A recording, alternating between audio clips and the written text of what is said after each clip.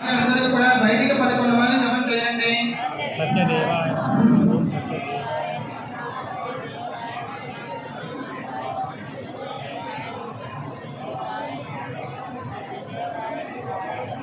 నమస్కారం చేసుకోండి. కథా సమయము కథ పూర్తయ్యేంతవరకు అక్షంతలు కుడి చేతితో పట్టుకుని స్వామివారిని చూస్తూ శ్రద్ధగా కథను వినాలి.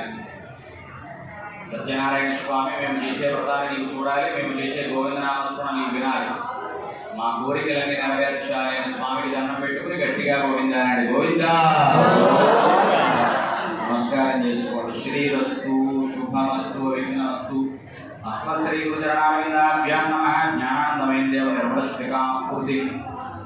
నైమిషము అనే మహారణ్యంలో, పూర్వకాలంలో నైమిషము అనే మహారణ్యంలో శౌనకాది ఋషీశ్వరులందరూ సమస్త పురాణములు తెలిసిన సూత మహామునుడు ఒక ప్రశ్న వేశారు.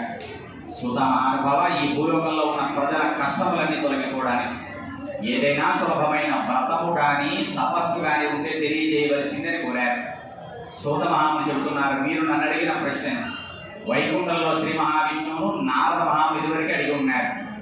మహావిష్ణువు చెబుతున్నారు, నారద వ్రతమస్తి మహాపుణ్యం స్వర్గమత్యేషు దుర్లభం.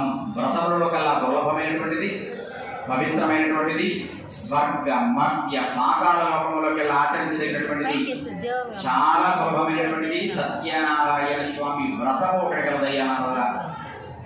ఎవరైతే ఈ వ్రతాన్ని భక్తితో శ్రద్ధతో ఆచరిస్తారో వారు కోరిన కోరికలన్నీ తప్పకుండా నెరవేరుతాయి, వారి కష్టములన్నీ తొలగిపోతాయి. ఈ వ్రతాన్ని మాఘమాసము, వైశాఖ మాసము, శ్రావణ మాసము, కార్తీక మాసము, ఏకాదశి, పౌర్ణమి, రవిశంకరమణము మొదలైన మాసములలో కానీ మొదలైన తిథులలో కానీ లేదా భక్తి శ్రద్ధ సమన్విత, భక్తి శ్రద్ధ కలిగి ఉన్నప్పుడు ఈ వ్రతాన్ని చేయవచ్చు.